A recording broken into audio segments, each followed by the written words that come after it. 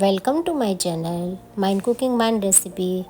તમારું સ્વાગત છે મારા રસોડામાં. આજે આપણે બનાવીશું લગ્ન પ્રસંગમાં બનતું એવું ખાટું મીઠું વાલનું શાક. વાલનું શાક ખૂબ જ ટેસ્ટી અને સરળ રીતે બનાવવાની રેસિપી આપણે જોઈશું. તો ચાલો શરૂ કરીએ. એક કડાઈમાં તેલ ગરમ કરવું. તેલની અંદર લસણ ખાંડીને નાખવું. જો તમે લસણ ના ખાતા હોય તો તમે એને સ્કીપ પણ કરી શકો છો, પણ મેં અહીં લસણનો ઉપયોગ કરેલો છે.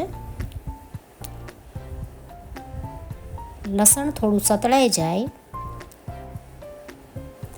ત્યારબાદ આપણે થોડી હિંગ ઉમેરીશું.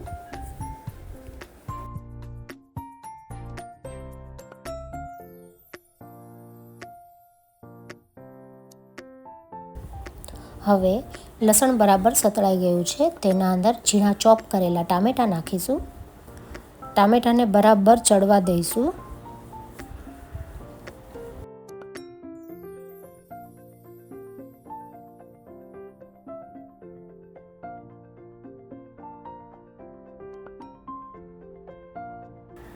ટામેટાં બરાબર ચડી ગયા છે.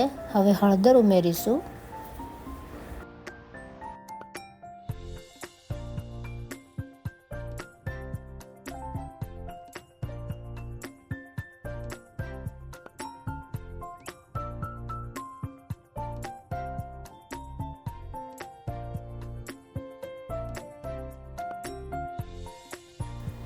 મીઠું ઉમેરીશું. મીઠું સ્વાદ પ્રમાણે ઉમેરવાનું રહેશે. આપણે વાલ બાફતી વખતે પણ થોડું મીઠું ઉમેર્યું છે, તો મીઠું થોડું ઓછું ઉમેરવું.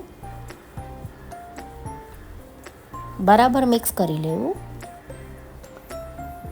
ને ફરીથી ટામેટાં અને હળદર મીઠાને બધું મસાલાને ચડવા દેવા.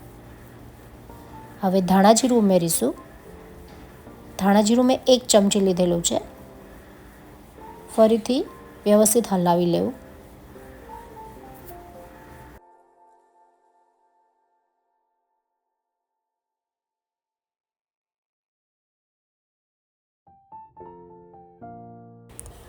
ત્યારબાદ હવે બાફેલા વાલ ઉમેરીશું. વાલને આખી રાત પલાળી રાખવા, સવારે બાફી લેવા અને તેને ઉપયોગમાં લેવા.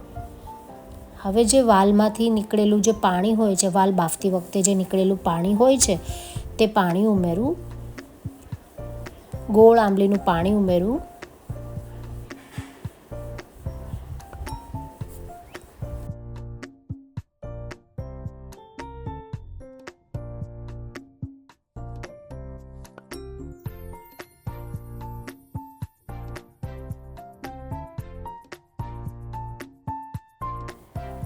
ત્યારબાદ હવે 1 ચમચી ચણાના લોટને 2 થી 3 ચમચી પાણીમાં ઘોળી અને શાકમાં ઉમેરવો, જેથી કરીને શાકની ગ્રેવી થોડી ઘટ્ટ થશે અને શાક ટેસ્ટમાં પણ સારું બને છે.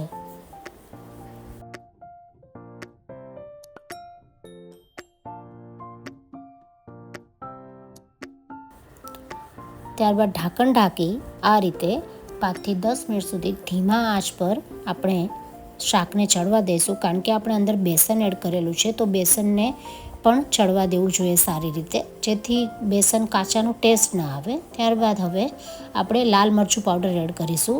લાલ મરચું પાવડર અહીં મેં કાશ્મીરી લાલ મરચું વાપર્યું છે, તો તમે કોઈ પણ મરચું વાપરી શકો છો, પણ કાશ્મીરી લાલ મરચાંથી કલર ખૂબ સારો આવે છે અને તીખું પણ નથી થતું.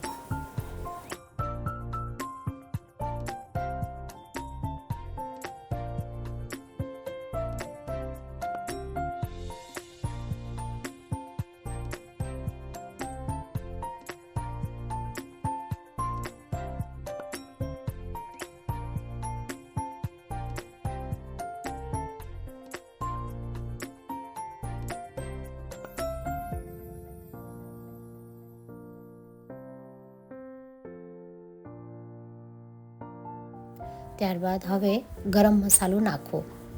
ગરમ મસાલો મેં અડધી ચમચી જ નાખેલો છે.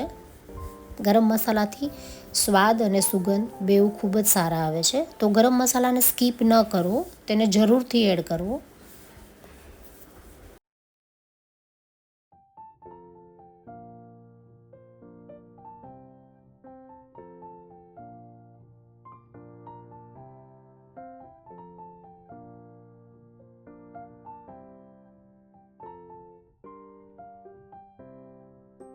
ત્યારબાદ ફરીથી ઢાંકણ ઢાંકી 5 મિનિટ થવા દઈશું.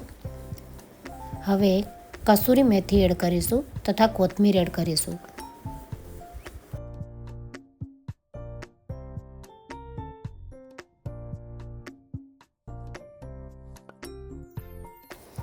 તમે જોઈ શકો છો તેલ છૂટું પડી ગયું છે, તેલ ઉપર આવવા લાગ્યું છે, મતલબ શાક બની ગયું છે. તો આપણે હવે ગેસને બંધ કરી દઈશું. તો તૈયાર છે આપણું વાલનું શાક. લગ્ન પ્રસંગમાં બને તેવું ચટાકેદાર, ખાટું મીઠું, ટેસ્ટી અને ખૂબ જ ઝડપથી બનતું વાલનું શાક. તમે પણ જરૂરથી આ શાક ટ્રાય કરજો અને મને કમેન્ટ બોક્સમાં જરૂરથી જણાવજો કે આ શાક કેવું બન્યું. તમને મારી રેસીપી કેવી લાગી તે કમેન્ટ બોક્સમાં જરૂરથી જણાવજો. Thank you for watching.